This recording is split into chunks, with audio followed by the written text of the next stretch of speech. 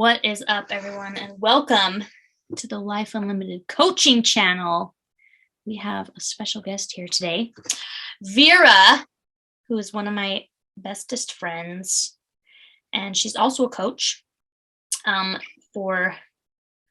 She does basically the same thing I do. So you're in for a treat there. But Vera has a cool story, and so I wanted to bring her on to the podcast and the YouTube channel because I wanted her to kind of share her background, her experience, and her health journey with us. So to start off though, Vera, why don't you tell everybody all about you? Oh, hi. Thank you so much for having me. I'm very excited. It's been a second since I chatted with you. So I don't know if I can tell you all about myself, but I'll share a few things about myself. So like Kayla said, I'm also a coach. I classify myself as a wellness coach. I have 3 children. They're 12, 9, and 7. I've been in this industry for about 12 years. I had successfully lost 80 pounds and not only kept it off, but also improved all of the other areas of my life. I also own my own supplement company, and I have really cool t-shirts we also make pants and mugs and stuff like that, but we just specialize in making funny shirts for working out. And the rest of the time when I'm not working, I'm working with my kids. So first I coach adults and then I coach children, the rest of my day. And then I go to bed at 9 p.m. So this is just a little bit about me. Doesn't sound that exciting, does it? It could be pretty exciting to people, I think. You just named like 4 things that you do on top of being a mom and being a coach. Isn't that kind of like what we do? We just do things that need to be done and we just make it happen, because otherwise, what do we have left? Complaining and being a victim? So true. Oh, so true. Okay, so Vera, when would you say that how long? So you've been in the industry for 12 years. What were you doing before that? When did you decide that you wanted to lose the 80 pounds? What happened? So I had never been into fitness. So I moved to the US from Russia when I was 21. That was 2004. And I was always, I had been dieting since I was 14. So I grew up with a mom who was always on a diet. And we have this very specific mindset in Russia. So culturally in Russia, we always had a deficit of man because of all of the wars that we had. All the men died. So there was always a high competition, to have a husband, to get a boyfriend. So there were always more men than women. So standards for women were always high. You had to be skinny, you have to be pretty, you have to have makeup on, you have to wear heels. So that's just something that I grew up with. That was just our environment. So since I was 14, I was dieting. I started to take some classes, mostly like cardio classes and stuff. We were always on different diets: cabbage diet, kefir diets, buckwheat diet. Like, name one single product, eat only that for 4 weeks. That's your diet. And then when I moved here, I was exposed to all different foods, and the variety of culture is very different. Eating out was a lot more accessible. So I started to actually gain quite a lot of weight in the beginning. And then I went on a wine diet and I lost all the weight, and I was very, very skinny. So I think the lowest that I had ever been, I was 117 pounds. Wasn't a good time in my life. Had a, sad relationship. Was pretty depressed. Now looking back, I'm like, I know what was happening, right? But in the moment, you never know. And so in 2010, I had my first baby, and something happened, and I just one day found myself at 220 pounds. And I don't know how I got there. I'm like, not eating so bad. I'm pretty active, running after one child. So I wasn't active and I wasn't eating great, and I was drinking too much and I was eating too much of the very calorie dense foods, and I wasn't exercising. And so one day somebody just told my husband at the time, told me that I gained, a few pounds and maybe it's time to lose the weight. And I just got really angry and I'm like, you dare me? And so I just made a decision that this is the time, and I'm gonna show him. I'm gonna show him what I can do. And so I did. How did you lose the weight the first time, or that time? How did you do it? A variety of diets. I tried Atkins diet. I tried low fat diet. I tried low carb diet. I limited my food intake, and I got myself into a gym. I think that was like one of the first very, very important things that I did is I found a gym that was an accident, but it was a huge impact on the rest of my career in general. I joined the gym, was actually invited to a gym by a friend. It was a women only community. And I had a personal trainer there who I really, really liked, who taught me how to start lifting weights. And then we had some competitions, some friendly competitions, and I'm very competitive by nature. So I'm like, I want to win this. And then people started to notice my results, and that made me feel really better. I felt validated. I felt like my results are being seen and being heard. So I'm like, okay, I want to get more of that. But that first piece that I exposed myself to a community of women who are supportive, who have similar goals, that was critical.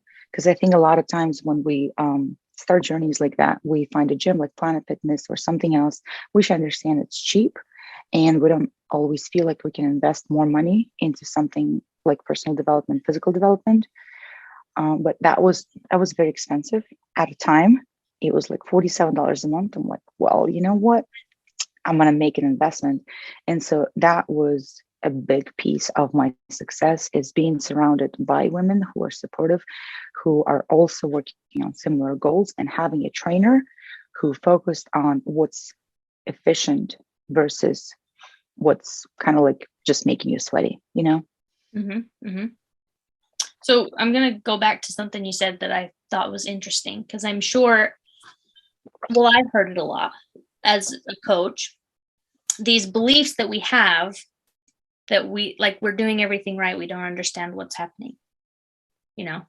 And so you mentioned that was something that you did. You're like, well, I'm eating okay and I'm active. I chase kid around all day. So what would you tell someone who is in an unhealthy state, and they have these beliefs that like they're not doing that bad? Right. And I think a lot of it is just we have these certain beliefs, like you said, that we developed over the years. Come from social media, comes from your parents, your friends, all of the environments that you have in your life. So the first thing that I do with my clients in general, because I mean, you can figure that out on your own, and it's going to take you like 10 years, like it took me, or whatever, how many years, doesn't matter. But as coaches, we can provide people with little shortcuts because we just have more experience, right? So ask yourself, what does that mean? I'm not eating that bad. What does that mean? What bad means to you and what good means to you? Like, what are those things? Why do we classify some foods as bad and good? Why do we classify some um, amounts of foods, bad and good? And why do we classify some calorie amounts as bad and good? So first of all, like we need to establish a baseline, understand what does that mean, good or bad?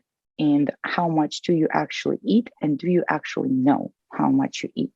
Because about 500% of the time, people don't know how much they eat. Because we can be like, oh, approximately, I think I'm eating 1,200 calories. I'm like, that's probably 3,200 calories right there. But because we don't get educated on this specifically, my mom always told me that, cabbage is good food and you need to eliminate all the food group because you need to be skinny. And that knowledge did not serve me well. Right. So instead of feeling like you don't eat that bad, why don't you find out? Why don't Exactly. you find out? So yeah, do some research, become your own science experiment even. right. I think it's like one of the hardest things in the beginning. It's because you don't really know where to go and how to look for things. And because things are just being constantly dumped on us. You have to do this, you have to do that. Like you don't have to do anything at all. And that's the thing, is that you don't have to do most of the things that you're being promoted to. Mm-hmm. But what you do need to know how much you eat. You need to know what you eat. And you need to separate feelings about particular foods from the effect they create on your body. That's all it is. Simple. Simple. So what made the difference for you though was having a community of support and then having someone actually guide you in a way that was effective. Right. And that was mostly about fitness. And nobody really taught me how to eat properly. So that was again more of like an accident. I ran into the community on, I believe it was Facebook, and I ran into the If It Fits Your Macros community. Mm-hmm. And that approach was very appealing to me Mm-hmm. because they promote that you can eat ice cream and you can lose weight. I mean, Yeah. mm, yes, yes. And I just learned how to start assessing my calories. I learned how to read the labels. I read like a whole bunch of stuff about what goes into what. And so I learned how to start planning my meals and how to plan my calories. In the beginning, I didn't know that that should be based on if an assessment. So I would just take an online calculator. I would calculate my own calories, my macronutrients, and I would follow that. But what was very interesting to me is I figured I'm like, well, it's not really working how they say it's working. Mm-hmm. And so I'm like, interesting. Why is that?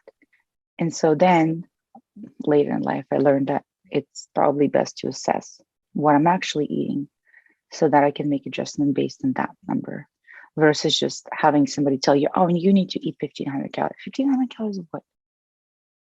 Like my 1500 calories are not the same as yours because we also weigh things differently, we log them differently, we track them differently.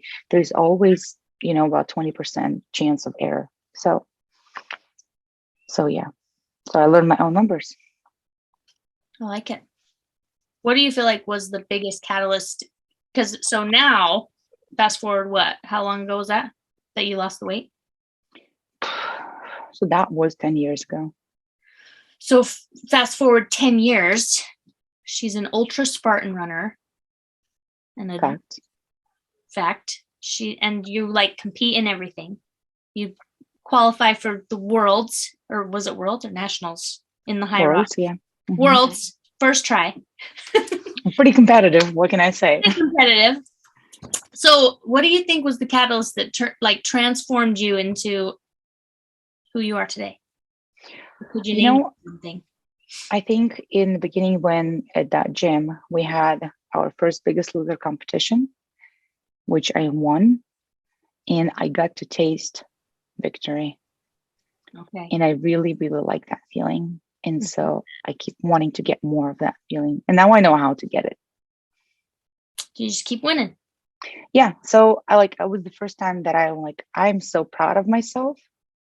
And it felt really good to be proud of myself, not having other people to say, we're proud of you, but being able to say, I did this, I follow through, and I'm proud of myself. So that's when I started to first learning about integrity. Again, accidentally, a lot of things happen by accident. But if you keep good enough track, then you start putting two and two together. And you're like, okay, well, now the puzzle, like all of the pieces kind of come together. And now it makes a lot more sense. But winning feels really good. Winning does. I like winning. Yeah.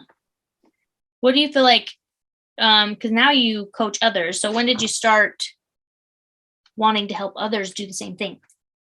So I want to say it was probably 2014. And I actually worked for a friend of mine for about a year and a half.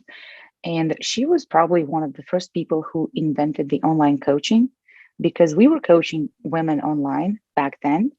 Okay. And we had like Facebook group and we used like all different materials. And so I did that for a while. And then I had Olivia, bless you. Then I had Olivia in 2015. And 2015 was also like a very turning year in my life because that was the year I decided that I'm going to set myself a New Year resolution that is very scary and very challenging. So I decided, I started running by then. Like I ran a few things. I think I ran like a half marathon, a couple of 5Ks before I got pregnant with Olivia. And I'm like, well, what can I challenge myself with that is something that I have never ever done? And so I decided that I'm gonna train for triathlon. And so I did not know how to swim. I mean, I can float. Okay. Hot tub, lazy river, like a level of those. But I didn't know how to swim and I was really not comfortable with the bike. And I'm like, okay, so these are the things that are super challenging to me. So I'm going to challenge myself. I'm going to take that step and I'm going to like, get super scared. I'm going to do it. So I had a live in 2015 in June. In September, I signed up for that try and I did run that try in September. Didn't like it. I did finish it. And I'm like, interesting. So things can be scary and exciting at the same time. And so you can still overcome that. And then you get to taste that victory again. So I'm like, interesting. I like that feeling. And I think it's like a little bit later in 2015 or maybe beginning of 2016, my friend and I were separated. It wasn't a good separation. But I decided, I'm like, okay, so I'm going to do my own thing. So I opened the gym in 2016. But yeah, it was probably end of 2013 when I started to help others because I felt like there are a lot of women in my gym who basically are in the same position. They're in the same situation and they struggle with losing weight. And I'm like, well, there must be something that I can help them with because I'm an average person. I'm not an athlete. I don't have a degree in kinesiology. I'm not a dietitian. And I'm just a regular mom. I have a lot of kids. Well, at that point, I only had two, but only two. And I'm like, if I can do this, what can I do to help them to to kind of get them to the point where they can taste that victory, that sweet taste of victory too. So you're addicted to winning, and then you got addicted to help others taste winning. Right. And so a lot of times you'll hear coaches say, well, like I like to help people. I mean, yes, all of that is true. I love to help people. You love to help people. But what not a lot of people say is how much I love the feeling when my clients are winning.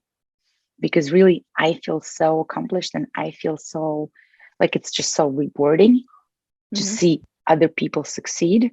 So really, the bigger part of it is like I'm doing it for myself. Because all of the things that we do them for ourselves. It's just not everybody would admit it. But like it's okay to do things for yourself. Like when your kids are winning at a game or like at school, like you feel good because you're like, I'm such a good mom that I taught them how to be so good. So it's really not about them. It's about you anyway. Pride comes from like being the mom that produced that child over there. Yeah. You're like, I'm doing a good job being a mom here. That's right. Watch me. Yep. We're winning. I like it. So if somebody wanted to get in touch with you and talk to you about your program, what would be the best way? The easiest way to find me is on Facebook and Instagram. It's my first name, last name, Vera Stepina. Instagram is Vera_Stepina. And my website is sgtransformation.com. And there's a really quick contact form. You submit the form, make a Zoom appointment with me. We chat, decide if you like me, we can work together. Maybe you don't like me, and that's okay too, because there are like millions of other coaches that maybe you will like better. So true.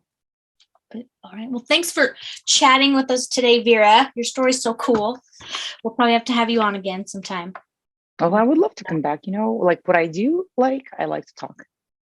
Oh yeah, it's fun. We could talk about workout styles for moms. Oh, I love that. I love that topic. Yeah, love to do that. Well, thanks for tuning in. So if you say your Instagram and your Facebook one more time so everybody can know where to follow you. My Facebook is Vera Stepina and my Instagram is Vera_Stepina. Okay. So this is Vera. Everybody go follow her, and we are so appreciative of having her on. And we will Thank you so much for having me. We'll chat with you next episode.